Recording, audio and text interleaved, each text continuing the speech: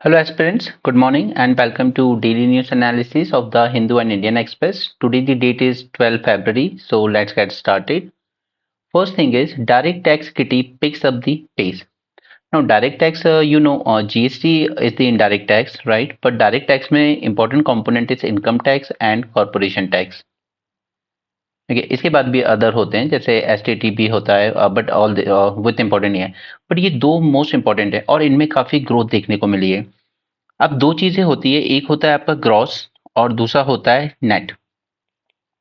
और एक gross gross यानी कि जो टोटल रेवेन्यू कलेक्शन आया है उसमें से अगर हम जो रिफंड वगैरह देने पड़ते हैं, ठीक है, जो भी under section 80 80C 80CC income tax act में ये सब रिफंड किए जाते हैं वापस से पब्लिक को।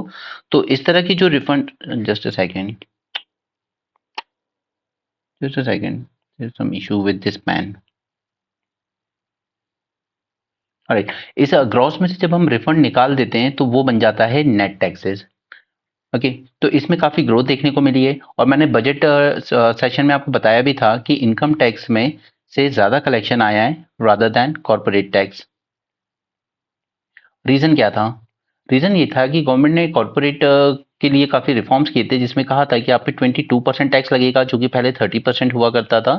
अगर अगर आपने पिछले 3 साल में अपनी इंडस्ट्री खोली और आप पे 15% लगेगा अगर आप अब न्यू इंडस्ट्री खोल रहे हो, ठीक है। तो आपने टैक्सेस 30 से रिड्यूस करके 22 एंड 15 किए थे। उसका रीजन ये था कि ज्यादा पैसा कंपनी के पास बचेगा, कॉर्पोरेशन के पास बचेगा तो वो उसको इन्वेस्ट करेंगे न्यू फैक्ट्रीज खोलने में, उससे न्यू एम्प्लॉयमेंट जनरेट होगा। राइट, ये गोल था उसका। तो कॉर्पोरेट टैक्स जो कि पहले इनकम टैक्स से ज्यादा आया करता था वो कम गया है, इनकम टैक्स ज्यादा हुआ है। Okay, net direct taxes rise by 20%। Growth in personal income tax continued to outstrip the corporate income tax. Okay, इस पॉइंट को जरूर याद रखिएगा। प्रीलिम्स में क्वेश्चन में आपको इस तरह के स्टेटमेंट्स दिए जा सकते हैं कि इनकम टैक्स में ज्यादा ग्रोथ देखी गई है देन दी कॉर्पोरेट टैक्स, क्योंकि जनरली कॉर्पोरेट टैक्स बहुत आता था बट ये रिफॉर्म के बाद कॉर्पोरेट टैक्स में कमी आई है जबकि इनकम टैक्स का कलेक्शन बढ़ा है। नेट डायरेक्ट टैक्सेस हम लोग कैसे निकालते हैं? ग्रॉस टैक्स में से अगर हम रिफंड डिडक्ट कर देते हैं तो। राइट, और ये नंबर्स फिगर्स इतने इंपॉर्टेंट नहीं है, बस आपको समझ आना चाहिए इनकम टैक्स में ज्यादा ग्रोथ हुई है than the corporate tax. Gross tax और नेट टैक्स में क्या होता है, रिफंड का डिफरेंस होता है, बस इतनी बातें याद रखिए। नेक्स्ट, फार्मर्स अपना मार्च करने वाले हैं दिल्ली की तरफ क्योंकि इनकी एक डिमांड है सबसे बड़ी कि आप लीगल कर दीजिए एमएसपी को। दैट मीन्स उस पर एक कानून बना दीजिए। उस कानून को बनाने से ये होगा कि अगर फिर मार्केट में कोई भी एमएसपी से नीचे फार्मर का प्रोड्यूस खरीदता है तो वो एक ऑफेंस कहलाएगा। राइट, कई बार क्या होता है, कार्टेलाइजेशन हो जाता है मंडी में, तीन चार ही बड़े खरीदार हैं वो सब कार्टेल बना लेते हैं कि हम इससे ज्यादा प्राइस कोई भी नहीं देगा। अगर चार हैं तो हम चारों में इससे ज्यादा प्राइस कोई भी नहीं देगा फार्मर को, तो फार्मर मजबूर हो जाता है कि उसको जितना वो लोग डिमांड कर रहे हैं उतने में बेचना पड़ता है। ठीक है, चाहे वो एमएसपी से नीचे ही क्यों ना ऑफर कर रहे हो। तो उसके लिए जरूरी है कि इसको लीगल बैकिंग दी जाए। अब हमने अभी स्वामीनाथन जी को भारत रत्न देने का अवार्ड अवार्ड अनाउंस किया है गवर्नमेंट ने। राइट, तो उनके वो सब आप जानते ही होंगे, A2, ठीक है, A2 प्लस FL और उसके बाद C2 वगैरह, ये सब मैंने पहले डिस्कस किया है। अगर दोबारा भी करना होगा तो आप कमेंट सेक्शन में मेंशन कर दीजिएगा, हम ब्रेनस्टॉर्मिंग में MS स्वामीनाथन कमेटी के जो रिकमेंडेशंस थे उनको एक बार दोबारा देख लेंगे। राइट, यहाँ पे पाकिस्तान की बात करें तो किसी भी कंट्री किसी भी पार्टी को प्रॉपर मेजोरिटी नहीं मिली है, लेकिन पीटीआई जो कि इमरान खान के सपोर्टर वाली पार्टी थी, क्योंकि उन पे उनके अगेंस्ट 100 से ज्यादा केसेस लगाकर आर्मी ने उनको 1 साल से जेल में बंद किया। राइट, उनको कोई रैली नहीं करनी थी इलेक्शन में, वो प्राइम मिनिस्टर बन नहीं सकते और उनकी पार्टी भी कंटेस्ट नहीं कर सकती थी इलेक्शन, इसलिए उनकी पार्टी के जो भी कैंडिडेट थे ना उन सब ने ऐसे इंडिपेंडेंट फाइट किया ये इलेक्शन। ठीक है, of course backed by the party PTI, ठीक है, इमरान खान की, लेकिन इंडिपेंडेंटली फंक्शन किया और इन्होंने ओवर 100 अराउंड 102 सीट्स गेन की है, जबकि उनको चाहिए थी 132 के अराउंड फॉर क्लियर मेजोरिटी।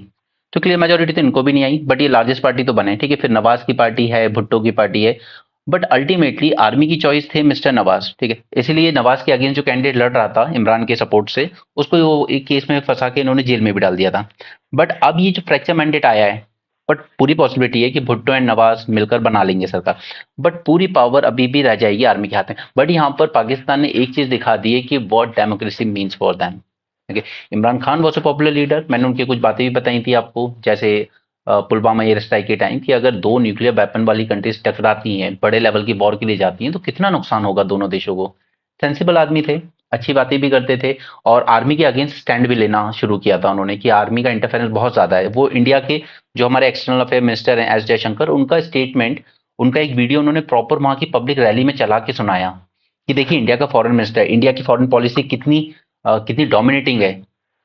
ठीक है, वहां पर आर्मी का इंटरफेरेंस नहीं है फॉरेन पॉलिसी में, जबकि पाकिस्तान में फॉरेन पॉलिसी हो या डोमेस्टिक पॉलिटिक्स, दोनों में आर्मी का इंटरफेरेंस बहुत ज्यादा है। तो वो एक इंसान, पहली बार शायद पाकिस्तान को ऐसा प्रधानमंत्री आया था जो अपने आप को आर्मी के अगेंस्ट असर्ट करने की कोशिश कर रहा था, और पब्लिक उसको अप्रिशिएट भी कर रही थी क्योंकि आर्मी वहां ले जाती है उनके बजट का 70% फंड।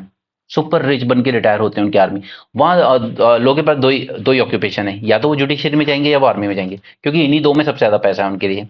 ओके, तो he was a nice man but any how नहीं जीत पाए। ठीक है, Imran Khan Pakistan Tehreek Insaf 101 seat, okay, Nawaz 75 seat. But हमारे लिए कंसर्न ये है कि हम किससे बात करें।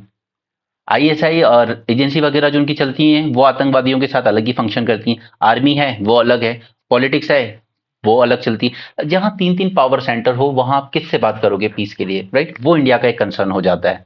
सो army taking the shot, it is never going to work. Okay, दो पॉलिटिक्स दोनों देशों की स्ट्रांग हो, डेमोक्रेसी स्ट्रांग हो, तब वो टॉक्स हो सकती हैं बेटर। चलिए आगे चलते हैं।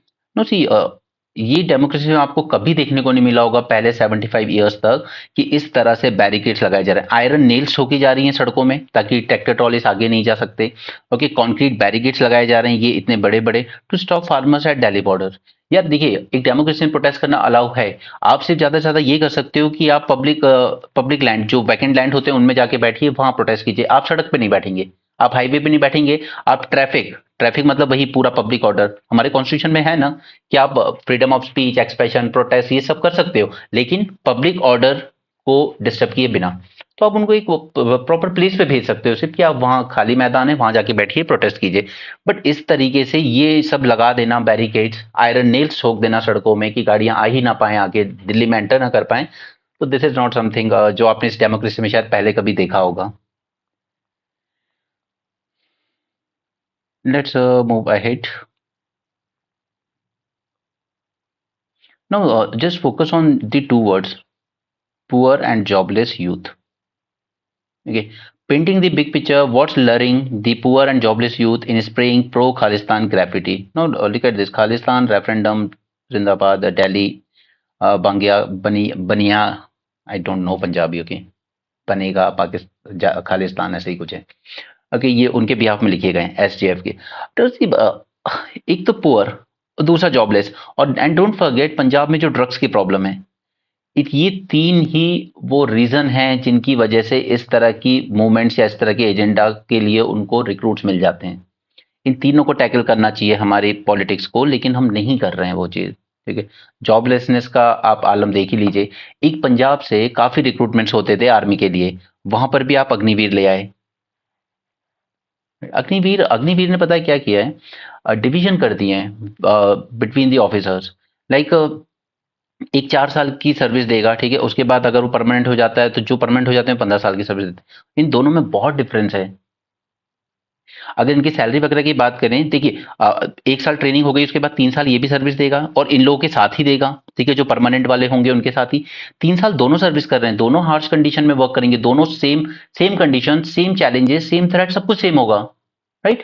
बट इनको सैलरी मिलेगी 21,000, इनको सैलरी मिलेगी 45,000, इसी टाइम ड्यूरेशन के लिए, इन 3 साल के लिए। हो सकता है इसके बाद ये भी परमानेंट हो जाए, बट सिर्फ 25 परमानेंट होंगे, 75% वापस घर जाएंगे अग्निवीर में। ओके, इसके बाद अगर ये शहीद हो जाते हैं किसी किसी लड़ाई में, ओके, तो इस बंदे को जो परमानेंट रहा होगा ना, उसको सपोज कि ये अपनी सर्विस के 5th ईयर में शहीद हुआ, तो अगले जब तक उसकी 15 साल की पूरी सर्विस थी ना, उसकी पूरी सैलरी मिलेगी उसको, उसकी पूरी पेंशन मिलेगी, उसके बाद रिटायरमेंट वाली, उसको ग्रेचुइटी ग्रेचुइटी फंड मिलेंगे, उसके बच्चों को जो एजुकेशन दिया जाता है आर्मी स्कूल में वो भी मिलेगा, और इसके अलावा जो कैंटीन के बेनिफिट्स होते हैं वो सब मिलेंगे इसको। ठीक है, ये जो परमानेंट ऑफिसर रहा होगा। बट ये जो अग्निवीर जो यहाँ से 3 साल की सर्विस के बाद आएगा, एक तो उसको सैलरी बहुत कम मिली यहाँ पर, राइट। उसके बाद ये सारे जो बेनिफिट्स मिलाए बताए मैंने, अगर सपोज कि ये फर्स्ट ईयर में शहीद हो गए अपनी सर्विस के, तो सिर्फ बचे हुए 2 ईयर की इसकी सैलरी दे दी जाएगी, ठीक है। कोई पेंशन का प्रोविजन नहीं है, नो पेंशन, ठीक है, नो ग्रेचुइटी फंड, कोई एजुकेशन, बच्चों के एजुकेशन की वो नहीं की जाएगी, और कोई कैंटीन सर्विस कुछ नहीं जाएगी। तो इसने आर्मी को 2 हिस्सों में ऑलमोस्ट डिवाइड कर दिया है अग्निवीर स्कीम ने, right. This is the problem. Anyway, let's move ahead. PM brought respect to India's cultural heritage, said Amit Shah. यार मुझे उनकी बात में इंटरेस्ट नहीं है।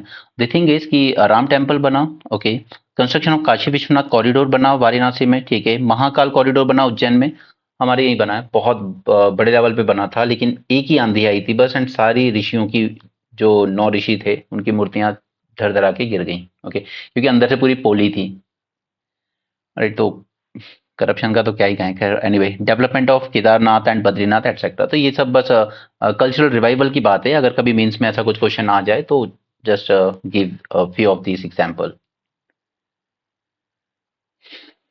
पाकिस्तान डेमोक्रेटिक रेवोल्यूशन, ये भी वही वर्ड यूज करे, डेमोक्रेटिक रेवोल्यूशन, कि वहाँ की पब्लिक ने वाकई, मतलब जनरली हम लोग जिस तरह का परसेप्शन रखते हैं, हम उम्मीद नहीं करते पाकिस्तान से, लेकिन इन लोगों ने जिस तरीके से आर्मी की पावर को देखते हुए, कि आर्मी किस तरीके से हमारे बच्चों को अनएम्प्लॉयड रख रही है और खुद पूरा पैसा देश का अपने पास बटोरे जा रहे हैं, ओके, तो इन लोगों ने वाकई बहुत अच्छा इलेक्शन हुआ, और काफी बड़ी मात्रा में बाहर निकल कर भी आई जनता वोट करने, ओके।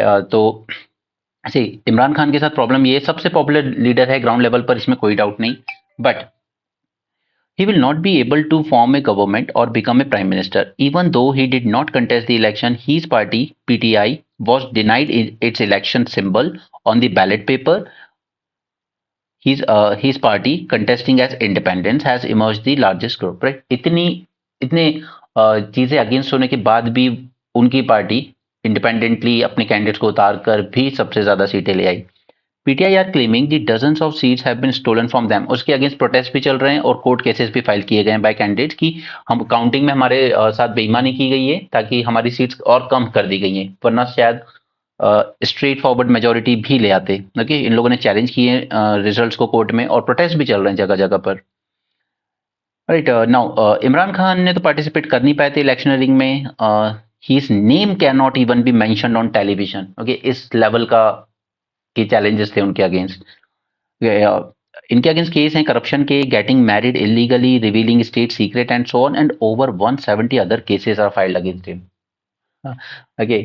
उसके बाद भी उनकी पार्टी ने बहुत अच्छा परफॉर्म किया है, ओके। अब तो पूरा जो चैलेंज है आज पाकिस्तान में वो है Imran Khan, who is the most popular ground leader, और दूसरी तरफ मिलिट्री के लिए आपको अधिकतर वर्ड एस्टेब्लिशमेंट पढ़ने को भी मिलेगा, उसमें मिलिट्री के साथ साथ उनकी सीक्रेट एजेंसीज वो सब आ जाती हैं, जो इनडायरेक्टली वहाँ की पॉलिटिक्स को कंट्रोल करने की कोशिश करती हैं, ठीक है। दोनों ही कोशिश कर रहे हैं यंग सपोर्टर्स को ज्यादा से ज्यादा अपनी तरफ अट्रैक्ट करने की, specially in Punjab and Khyber Pakhtunkhwa region. Now this is wonderful article, ठीक है। Privilege strategic partnership with the Gulf. अब देखिए, गल्फ में सबसे इंपॉर्टेंट हमारा पार्टनर है यूएई, ठीक है। इसके लिए मैं आपको सेपरेटली ब्रेनस्टॉर्मिंग में सेशन दे दूंगा, ठीक है, आज या कल में ही आ जाएगा। इसके अलावा इस आर्टिकल में काफी सारे ऐसे पॉइंट्स थे जिन पे हमें सेपरेटली देखने जरूरत है। आईएमईसी पे ऑलरेडी वीडियो बनाया हुआ है, मीन्स 450 प्लस में, आप वहां से देख सकते हैं, और मैं हमेशा इंसिस्ट करता हूँ अपने हैंड रिटन नोट्स ही बनाइए, तभी रिविजन हो पाएगा यार, ओके। आईटी यूट्यूब मेंशन है, इसको भी मैं आपको सेपरेटली ब्रेनस्टॉर्मिंग में 1-2 दिन के अंदर ही लेक्चर दे दूंगा। इसके अलावा एक स्टूडेंट ने रिक्वेस्ट भी किया था कमेंट सेक्शन में बायलैटरल इन्वेस्टमेंट ट्रीटी को डिस्कस करने के लिए, ठीक है, ये भी हो जाएगा ब्रेनस्टॉर्मिंग में। डीपीआई, इस पे ऑलरेडी 450 प्लस में हमने लेक्चर किया है। DPI is like India tax, ठीक है, उसमें यूपीआई आ जाएगा, उसमें हमारा आधार आ जाएगा, जितनी भी डिजिटल सर्विसेज हम लोग शेयर करेंगे उससे, हमारे रुपए कार्ड वगैरह, फिनटैक्स, सब कुछ, ठीक है, वो सब हमारा डिजिटल पब्लिक इंटरफेस में आ जाएगा, जो हम ग्लोबल साउथ कॉर्पोरेशन की बात करते हैं, तो हम लोग उसमें शेयर करना चाहते हैं वर्ल्ड के साथ, राइट। उसी तरीके से जीजीसीआई पर भी मैं आपको ब्रेनस्टॉर्मिंग में सेपरेटली लेक्चर दूंगा, ठीक है।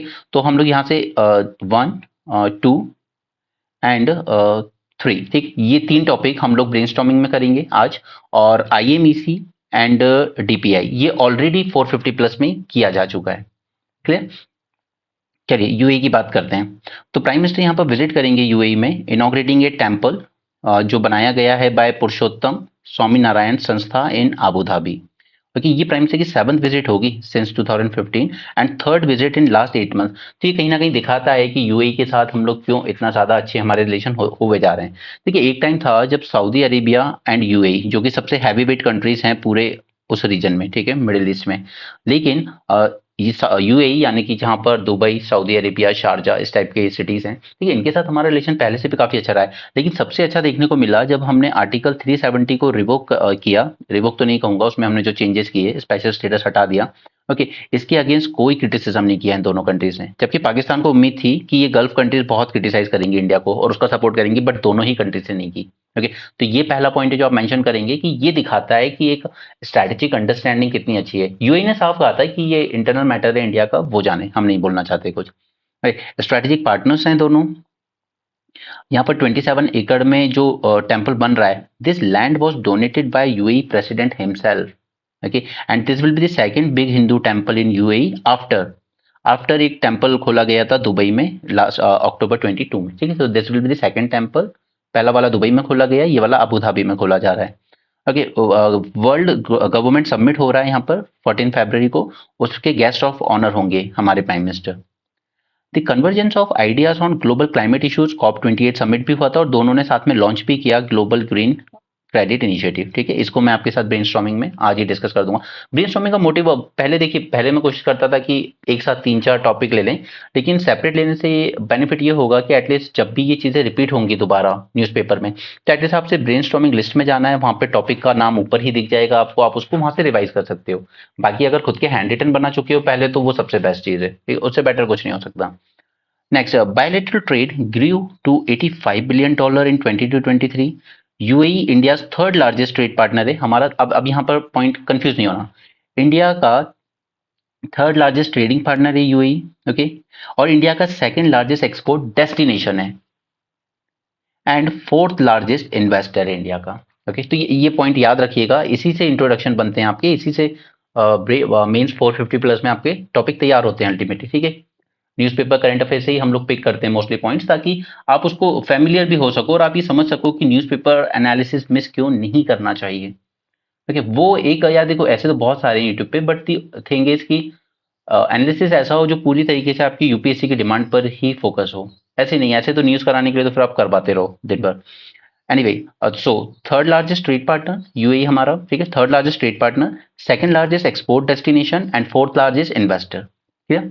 इंडिया यूएई ने अपने साथ सीपा भी साइन किया था 2022 में, और इसका एम क्या था, to increase trade in services. Okay, service sector की बात करें हम यहाँ पे, aim to increase the trade in services to $115 billion in 5 year, right. उसके बाद 2024 में हमने अप्रूव कर ली है bilateral investment treaty with UAE also, ठीक है। ये इन्वेस्टमेंट की बात है, ये ऊपर जो बात हुई वो सर्विस सेक्टर की हुई, यहाँ पर इन्वेस्टमेंट की हुई, ठीक है। अलग अलग सेक्टर में एफटीए साइन किए जाते हैं, गुड्स में, सर्विसेज में, इन्वेस्टमेंट में, उसके बाद labour movement, intellectual property right, इस तरह की अलग अलग चीजों में किए जाते हैं, ठीक है। तो सर्विस सेक्टर में हमारा टारगेट था इनके साथ कि 115 के अराउंड हम लोग ट्रेड अपना बढ़ाएंगे, और अब इन्वेस्टमेंट ट्रीटी इनके साथ हमने साइन की है, ठीक है। तो ये बायलैटरल इन्वेस्टमेंट ट्रीटी, जैसे कि एक एस्पिरेंट ने रिक्वेस्ट किया था कमेंट बॉक्स में, हम बायलैटरल इन्वेस्टमेंट ट्रीटी को डिस्कस कर देंगे ब्रेनस्टॉर्मिंग में, ठीक है।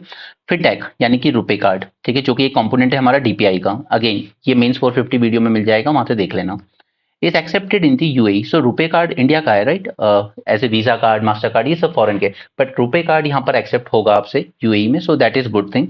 इसके अलावा हमने ऑपरेशनलाइज किया है रूपी दिरहम सेटलमेंट सिस्टम। अब देखिए हम लोग हमेशा से क्या कोशिश कर रहे हैं कि डॉलर पे डिपेंडेंसी थोड़ी कम हो सके और लोकल करेंसी में ट्रेड ज्यादा हो सके। तो यहाँ पर ये Indian oil corporation and Abu Dhabi national oil company ने आपस में किया था कि हम लोग जो भी खरीदना बेचना करेंगे, वो हम लोग रुपी और दिरहम जो वहाँ की करेंसी है यूएई की, इसमें ही करेंगे। So that is good thing, ठीक है। ये दिखाता है कि दोनों देशों में ट्रस्ट किस लेवल का है। रशिया के साथ भी हमने कोशिश की थी रूपी रूबेल में, लेकिन वो इतना जल्दी इतना अच्छे से फंक्शन कर नहीं पाया, क्योंकि रशिया का कहना है कि मेरे पास आपकी करेंसी घटती होती जा रही है, मैं करूं क्या इसका, कोई नहीं ले रहा है दुनिया में। एनर्जी सिक्योरिटी की बात करें तो UAE is the only nation from the region that has strategic oil reserve stored in India. Now you know हमारे यहाँ स्ट्रेटेजिक ऑयल रिजर्व बने हुए हैं, ठीक है, मैंगलोर में बने हैं, विशाखापट्टनम बने हैं, पुडूर में बने हैं। ओके, तो हम अपना खुद तो क्रूड ऑयल लाकर यहाँ पे स्टोर करते ही हैं, बट हम लीज पे भी दे देते हैं कि दूसरी कंट्रीज भी अगर यहाँ पे रखना चाहती हैं अपना ऑयल, या प्राइवेट प्राइवेट कंपनीज वाले भी रखना चाहते हैं, जो प्राइवेट इंपोर्टर्स हैं, तो हम अलाउ कर देते हैं, ठीक है। उससे गवर्नमेंट को एक इनकम भी हो जाती है। तो यूएई एक कंट्री है जिसने अपने स्ट्रेटेजिक ऑयल रिजर्व हमारे यहाँ पर रखे हुए हैं, तो वो एक ट्रस्ट दिखाता है, ठीक है, मैंगलुरु में, राइट। इसके अलावा defence security cooperation, people to people ties, ये अदर एरियाज हैं। UAE hosted the Organisation of Islamic Cooperation. इस पे भी शॉर्ट नोट चलिए देख लेंगे हम, क्योंकि ये हमेशा ना इंडिया को क्रिटिसाइज करता है, ऑर्गेनाइजेशन ऑफ इस्लामिक कॉपरेशन। एक तो क्या है कि हमारे यहाँ वर्ल्ड की थर्ड लार्जेस्ट मुस्लिम पॉपुलेशन है, उसके बाद भी इंडिया इसका मेंबर नहीं बना कभी। ठीक है, बनने नहीं दिया, क्यों? क्योंकि पाकिस्तान का ऑब्जेक्शन यहाँ आ जाता है कि बिल्कुल इंडिया को मेंबर नहीं बनाना है, इतनी मुस्लिम पॉपुलेशन होते हुए भी। और यहाँ पे लगातार लगातार पाकिस्तान और टर्की की मदद से हमेशा कश्मीर के अगेंस्ट रेजोल्यूशन पास किया करवाया जाता था, हमेशा। अरे बाकी अब तो खैर वो मुद्दा खत्म हो गया, बट यूएई ने जब होस्ट किया था 2019 में, तो इसने इनवाइट किया था, हमारी external affair minister Sushma Swaraj ji थी उस time, to be a guest of honour. Okay, जबकि पाकिस्तान ने उस टाइम भी प्रोटेस्ट किया था। 2018 में India was guest of honour country at Abu Dhabi festival. तो ये कल्चरल टाइज दिखाता है दोनों कंट्रीज की। एंड मिस्टर मोदी को कन्फर किया गया यूएई का top civilian honour, that is Order of Zayed. इसके अलावा आईआईटी दिल्ली ने अबू धाबी में अपना कैंपस भी खोला है। तो ये सब सॉफ्ट डिप्लोमेसी में आ जाएगा, पीपल टू पीपल टाइज में। स्ट्रेटेजिक टाइज में हम दोनों मेंबर हैं, I2U2 के, इजराइल, इंडिया, यूएई, यूएसए। ठीक है, इसको वेस्ट एशियन कॉर्ड का नाम भी दिया जाता है। दूसरा IMEC जो कॉरिडोर बनाया जा रहा है, India middle east Europe economic corridor, जो कि हमास इसराइल वाली वॉर की वजह से थोड़ा स्लो डाउन हो गया है। ठीक है, तो ये दो टॉपिक भी आपके ब्रेनस्टॉर्मिंग के साथ कवर हो जाएंगे। IMEC तो ऑलरेडी कवर्ड है 450 में। It aims to connect India to Europe across the Arabian Peninsula and is a potential rival of China's Belt and Road Initiative. This project, IMEC. India has numerous strategic partnership agreements across the globe, but none displays more convergence and mutual respect at all levels than one with the UAE. Okay, जहाँ पे BJP SP ये सब क्या कर रही है, we are not interested. आपको सिर्फ पता है ना कि विमेन का रिप्रेजेंटेशन बढ़ाने के लिए क्या किया गया है, एक बिल पास कर दिया गया है, 33% रिजर्वेशन दे दिया जाएगा उनको। ठीक है, panchayat level urban local bodies पे कई स्टेट्स ने रिजर्वेशन बढ़ा के 50% भी कर दिया है वुमेन्स के लिए, राइट। अब देखिए, 2023 saw the most prisoners on death row in nearly 2 decades. Okay, but the death sentences confirmed by High Court was the lowest since 2000. No सी, हम लोग एक चीज़ पढ़ते हैं कि यार डेथ पेनल्टी अबॉलिश होनी चाहिए नहीं होनी चाहिए, वो एक अपना एक अलग एरिया है। ठीक है, उसके प्रॉस एंड कॉन्स दोनों होते हैं, वो भी एक बार ब्रेनस्टॉर्मिंग में हमने डिस्कस किया था। एनीवे, बट सी नाउ आप यहाँ पर जरा एक बार एक एसिड विक्टिम की पॉइंट ऑफ व्यू से देखिए। एक एसिड विक्टिम जिसका चेहरा खराब हुआ हो, उसके लिए तो वो पूरी लाइफ लॉन्ग का पेन है ना, राइट। उस टाइम आपने चाहे उसको जो भी सजा दे दी हो, और बाद में फिर आप लोग कहते हो कि आप बेल नॉर्म्स इजी होने चाहिए, अंडर ट्रायल बहुत ज़्यादा है इंडिया में, ठीक। लेकिन ऐसे भी कई केस है जहाँ पर एसिड विक्टिम बाहर आ गए हैं बेल के थ्रू, ठीक है, कुछ एक टाइम की सजा बिताकर, और अपनी शादी वादी करके फैमिली बना के नॉर्मल लाइफ जी रहे हैं। ऐसे कई केसेस थे। बट उस एसिड विक्टिम के पॉइंट ऑफ व्यू से देखिए, क्या उसकी लाइफ नॉर्मल हो पाई होगी इसके बाद? तो बेल नॉर्म्स इजी कीजिए, ठीक है। आपको इनका ये जो डेथ सेंटेंस है वो भी अगर कम्यूट करना है तो कीजिए, लेकिन अगर ये डेथ सेंटेंस 3 साल की बच्ची का रेप करने के लिए दिया गया है, तो ये ऐसे सेंटेंस नहीं है जिनको कम्यूट किया जाए। बट अब यहाँ पर देखिए जरा, ठीक है, डेथ सेंटेंस दिए तो गए, बट कितने? 45% जो थे वो कम्यूट कर दिए गए, राइट। और कंफर्म कितने किए गए कि इनको फांसी देनी है? जस्ट 6.25%। तो फिर लॉ कैसे डेटर करेगा आपको, राइट। अभी परसों कल भी हमने देखा था, एक 3 साल की बच्ची के साथ रेप हुआ नोएडा में, राइट। तो ठीक है, बेल नॉर्म्स इजी होने चाहिए, जस्टिस एक्सेसिबल होनी चाहिए, दैट इज वन थिंग। लेकिन अगर आप सिर्फ 6.25 केसेस को ही कंफर्म कर पा रहे हो, अब जब देख रहे हैं हम कि 2023 saw the highest most prisoners on the death row, यानी कि कुछ हीनस क्राइम ही होंगे जिनके लिए फांसी की सजा दी गई होगी। बट उसके बाद जब बात उस डेथ सेंटेंस के against appeal appeal and appeal, ठीक है, मर्सी पेटिशन वगैरह फाइल की जाती है, उसके बाद जब कंफर्मेशन की बात आ रही है, तो आपने सिर्फ 6.25 को कंफर्म किया है, बाकी को आपने कम्यूट कर दिया। तो फिर ये उन विक्टिम्स के साथ जस्टिस नहीं है। वो लड़की जिंदगी भर अपना चेहरा आईने में नहीं दिख पाएगी, बट वो आदमी चाहे बेल नॉर्म्स हो, माफी हो, जो भी हो, उस वजह से निकल के वो अपनी नॉर्मल लाइफ जी रहा है। ओके, सो कहीं ना कहीं एक बैलेंस होना जरूरी है। ये नहीं कि यार अंडर ट्रायल ज्यादा है तो बेल नॉर्म्स बहुत ज्यादा इजी कर दो, that's not going to work.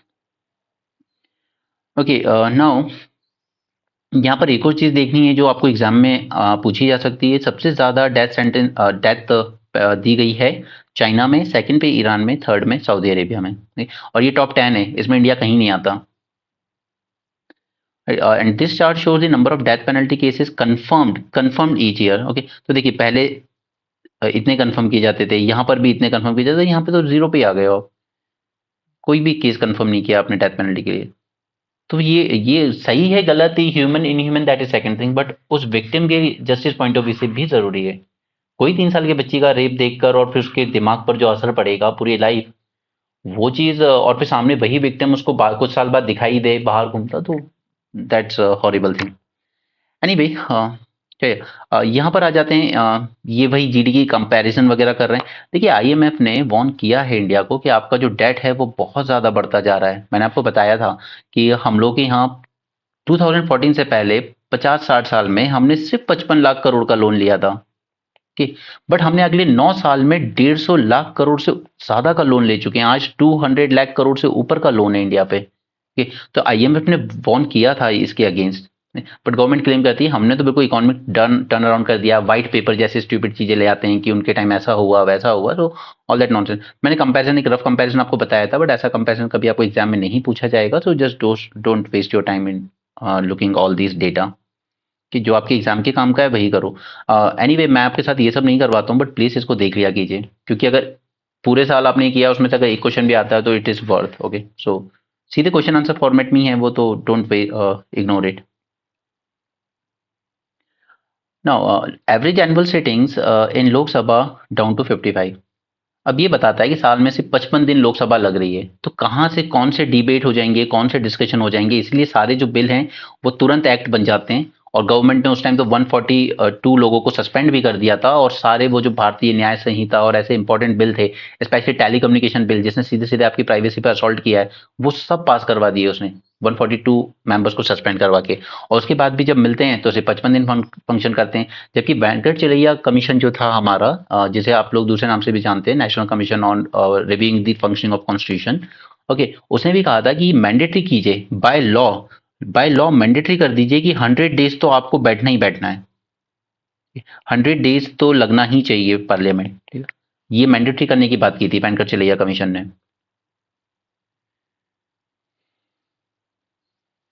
प्रधानमंत्री जन आरोग्य योजना, इस पे भी आपको ब्रेनस्टॉर्मिंग में सेपरेट वीडियो मिल जाएगा, और ये सब आजकल में ही मिल जाएंगी, क्योंकि ये सब चीजें बार बार आती रहती है न्यूज में। तो बार बार न्यूज़पेपर में हम डिस्कस करके लेंदी करें उस एनालिसिस को, उससे बेटर है कि ब्रेनस्टॉर्मिंग में डाल दी जाएंगी। जो न्यू व्यूअर्स है वो वहां से देख सकते हैं, और जिन्होंने पहले से ही देखा है तो अगेन रिपीटिंग, आपके हैंड रिटन नोट्स बना के रखिए। जब जब न्यूज़पेपर में वो चीज़ आएगी ना उसको रिवाइज करते चलिएगा, ताकि लास्ट में जाकर प्रीलिम्स या मेंस के टाइम आपको कोई स्कीम की अलग से बुक लेके ना पढ़नी पड़े, क्योंकि वो हेल्प करेगी भी नहीं। और एंड टाइम पे ओवरबर्डन नहीं किया जाता है माइंड को। एंड टाइम पे आपको रिलैक्स रहना चाहिए कि हाँ मैंने थ्रू आउट द ईयर पढ़ी ये चीज़ें, मैं किसी पीटी 365 या मेंस 365 पर रिलाय नहीं किया है मैंने। Okay, now center has announced to cover the Anganwadi workers and helpers as well as ASHA under प्रधानमंत्री जन आरोग्य योजना। ओके, यहाँ पर जो आशा वर्कर्स हैं and anganwadi workers and helpers हैं, इनको अब कवर किया जाएगा Ayushman Bharat free public health cover scheme में। Pradhan Mantri Jan Arogya Yojana provides health coverage of up to ₹5 lakh a year for poor and vulnerable families. But isn't this a shame कि अब तक कवर नहीं थी ये लोग।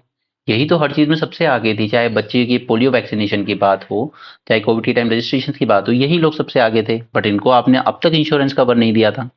आशा workers has emerged as a cornerstone of national health mission. Village health and sanitation committee पर भी ये लोग होती हैं, महिला आरोग्य समिति पर भी ये मेंबर होती हैं, community based planning and monitoring पर भी होती हैं। देखिए, तो ये बहुत एक क्रिटिकल कंपोनेंट है हमारे हेल्थ सिस्टम का, बट अब तक उस पर ध्यान नहीं दिया गया।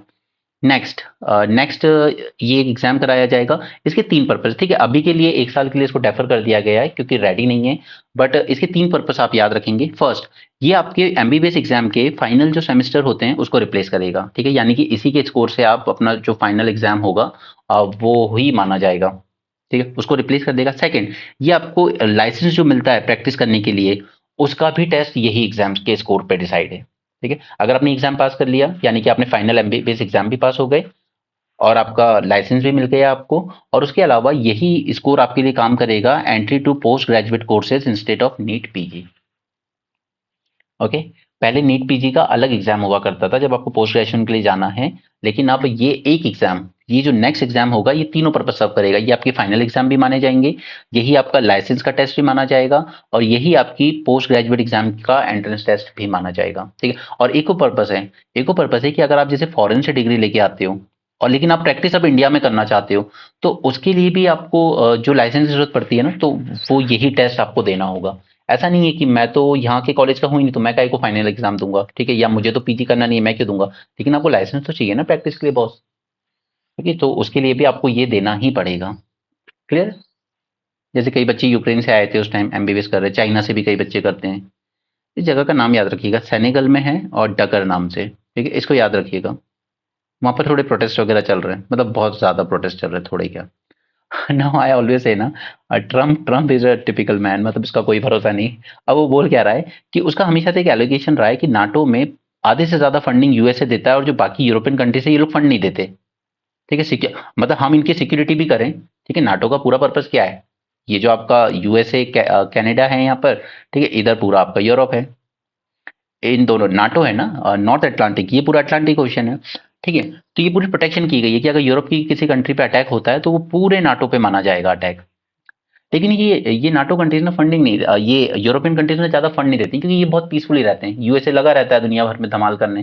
तो इसके लिए ट्रंप ने क्या कहा है कि मैं रशिया को कहूंगा कि कर दो अटैक जिस कंट्री पे करना है, मुझे ये लोग फंड नहीं दे रहे हैं नाटो में। तो ये उस तरह की बातें कर रहा है। He said that he would encourage Russia to attack members of NATO who had not met their financial obligation. यानी कि अगर कोई कंट्री जैसे फिनलैंड अब न्यू मेंबर बना है, अगर फंड नहीं देता है तो ये रशिया को कहेंगे चलो अटैक कर दो इन पे।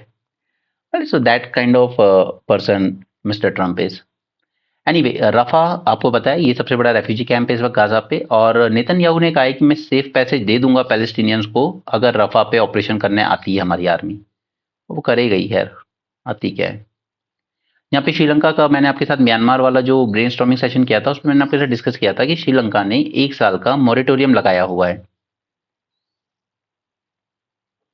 उसने 1 साल का मॉरेटोरियम लगाया हुआ है कि कोई भी फॉरेन शिप या रिसर्च वेसल अभी मेरे पोर्ट पर डॉक नहीं कर सकता 1 साल तक।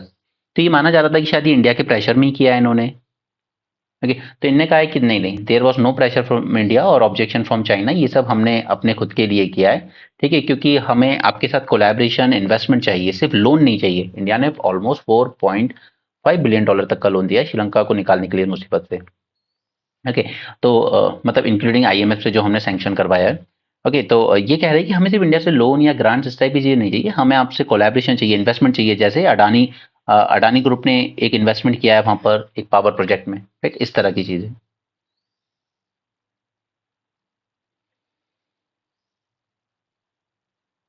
ओके, ग्लोबल वार्मिंग को लेकर कंट्रोवर्सी है थोड़ी सी, यूएसए के कुछ साइंटिस्ट और ऑस्ट्रेलिया के कुछ साइंटिस्ट। इनका कहना है कि देखिए 23 जो ईयर है वो ऑलरेडी 1.5 डिग्री के टारगेट को ब्रीच कर चुका है, ऐसा इनका कहना है। अरे, बट वर्ल्ड ओवर अभी तक जितने मोस्टली रिसर्चर्स हैं उनका क्या कहना है कि 84 डेज ऐसे थे जब ब्रीच हुआ 1.5 डिग्री का टारगेट, और 4 डेज ऐसे भी थे जब 2 डिग्री का भी टारगेट ब्रीच हुआ, right. And 2023 was the hottest year. ठीक है, ये सब बातें हम कर चुके हैं पहले, अब तक तो ये डेटा आपको याद भी हो जाना चाहिए बार बार सुनते सुनते मुझसे। ओके, तो यहाँ पर ये कह रहे हैं कि ये यूएसए और ऑस्ट्रेलिया के साइंटिस्ट ने इसको मेजर कैसे किया है। तो देखिए यहाँ पर एक टर्म आता है, दैट इज पैलेओप्रॉक्सीज।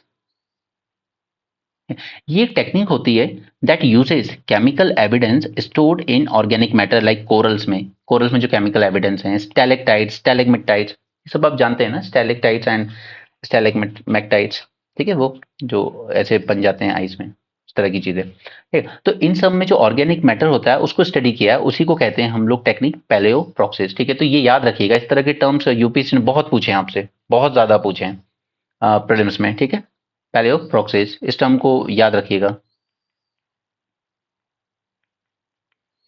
अरे, तो इन्होंने इसको स्टडी किया है, बट ऑब्वियसली बात है कि ये तो एक लोकल कंडीशन बताएगा ना कि इस लोकल एरिया में टेम्परेचर 1.5 डिग्री से ऊपर रहा है या 2 डिग्री से ऊपर रहा है, राइट। बट ये पूरा तो नहीं बताएगा पूरे ग्लोब का। ठीक है, इसलिए यहाँ पर ये कंट्रोवर्सी है कि नहीं, आप लोग जो बोल रहे हो वो लोकल एरिया के लिए फिट हो सकता है, बाकी अभी पूरे ग्लोब का टेम्परेचर उतना नहीं गया है। ज्यादा से ज्यादा जो प्रॉपर एस्टिमेट भी कहते हैं 1.4 डिग्री तक रहा था इस बार। Okay, 1.4 degree higher than the pre industrial level. Warming records were broken in 23 wild fires, इसमें एग्जाम्पल देंगे आप हवाई का। ठीक है, स्पेन में भी काफी वाइल्ड फायर देखी गई। साइक्लोन, इसमें सबसे डेडली साइक्लोन था अम्फान, गुजरात वाला। ठीक है, ड्रॉट्स वगैरह, ठीक है, ड्रॉट्स सबसे बड़ा ड्रॉट कहाँ आया है? पनामा कैनाल वाला इशू।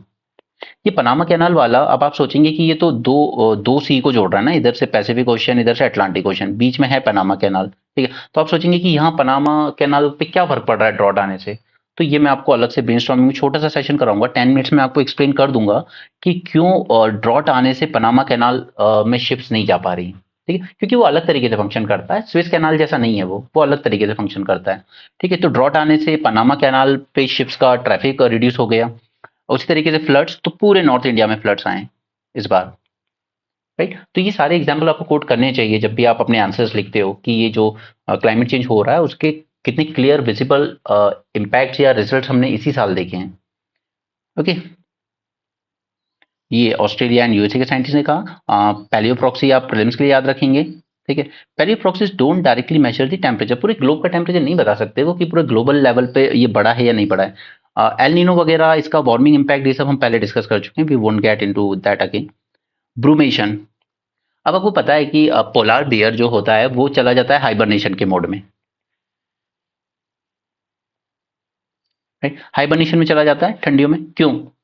ताकि अपनी बॉडी का हीट लॉस रोक सके, ठीक है, और अपनी जो एनर्जी है उसको कंजर्व कर सके, ताकि वो कई दिन तक फूड के बिना भी रह पाएगा, राइट। यही मोटिव होता है हाइबरनेशन का। तो एनिमल्स में जिस तरह का काम हाइबरनेशन करता है ना, वैसा ही रेप्टाइल्स में ब्रूमेशन करता है, ठीक है। बट उसी का सिंपल है, ब्रूमेशन रेप्टाइल, रेप्टाइल्स यानी ये इस तरह के क्रोकोडाइल्स, स्नेक्स टाइप के एनिमल्स जो रेंगते हैं, ठीक है, जिनकी रीढ़ की हड्डी नहीं होती, they are called as reptiles. Okay, now या तो इंसान, या तो ये जी सकते हैं या मर सकते हैं, या फिर हाइबरनेशन में जा सकते हैं, उसी हाइबरनेशन को कहते हैं brumation. This is a period of dormancy और slowed activity in the reptiles, okay, during colder months होते हैं मोस्टली, जब टेम्परेचर ड्रॉप हो जाता है and food become scarce. To conserve energy and survive these adverse environmental impacts, and metabolism इनका slow हो जाता है ताकि एनर्जी की रिक्वायरमेंट कम पड़ती है, minimise the resource requirement as well, ठीक है। एग्जाम्पल किस किस में देखने को मिलता है? Box turtle, painted turtle, snakes, lizards, इन टाइप में, ठीक है, क्रोकोडाइल टाइप की चीजों में, राइट। तो ये भी आ सकता है आपको, ओके, ये भी आ सकता है क्योंकि पिछले साल क्वेश्चन क्या पूछा गया था, 3 ऑप्शन दे दिए गए थे स्पीशीज के, कौन सा इनमें से नॉक्टर्नल है। उसी तरीके से यहाँ पे पूछा सकता है कि कौन ब्रूमेशन परफॉर्म करता है। बॉक्स टर्टल करता है, पेंटेड टर्टल करता है, स्नेक करता है, लिजार्ड करती है, क्रोकोडाइल्स करते हैं, राइट। इस ब्रूमेशन वर्ड को याद रखिएगा, इसका मतलब भी और ये इन चारों के नाम भी जो लोग ये परफॉर्म करते हैं, राइट। इसलिए प्लीज टेलीग्राम ग्रुप जरूर ज्वाइन कीजिएगा क्योंकि वहां पर इस तरह की चीजें पोस्ट कर देता हूं, अगर आप सिर्फ यूट्यूब पे हो, वहां नहीं हो, तो फिर मिस कर जाओगे। चलिए इंडियन एक्सप्रेस पे चलते हैं।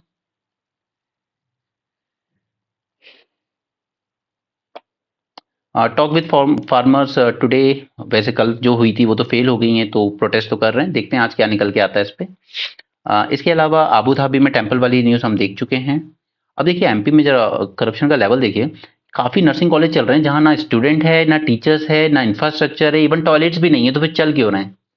ये चलते हैं यार सिर्फ ब्लैक मनी को वाइट मनी में कन्वर्ट करने के लिए,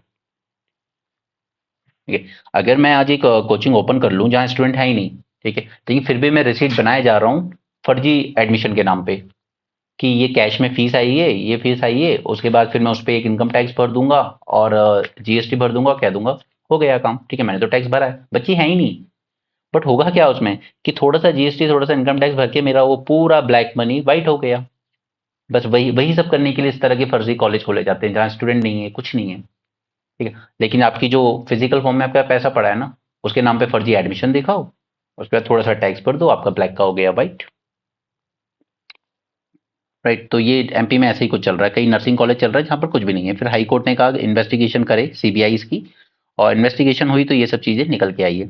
इसी तरीके से ब्लैक एंड व्हाइट करने का एक और सबसे बड़ा जरिया इलेक्ट्रल बॉन्ड बन के आया, कई बार डिस्कस कर चुके हैं ना, कि अब तो वो रिक्वायरमेंट ही नहीं रही कि आपकी आपकी कोई कंपनी है वो सिर्फ 7.5% डोनेट कर सकती है अपने प्रॉफिट का, ठीक है। प्रॉफिट होना जरूरी नहीं है, लॉस मेकिंग कंपनी भी कर सकती है। और 3 साल से आपकी कंपनी फंक्शन कर रही हो, वो क्राइटेरिया भी हटा दिया है, तो मैं आज ही एक कंपनी ओपन करूंगा, ठीक है, सारा ब्लैक मनी लेके पॉलिटिकल पार्टी को डोनेट कर दूंगा, तो हो गया ब्लैक का वाइट।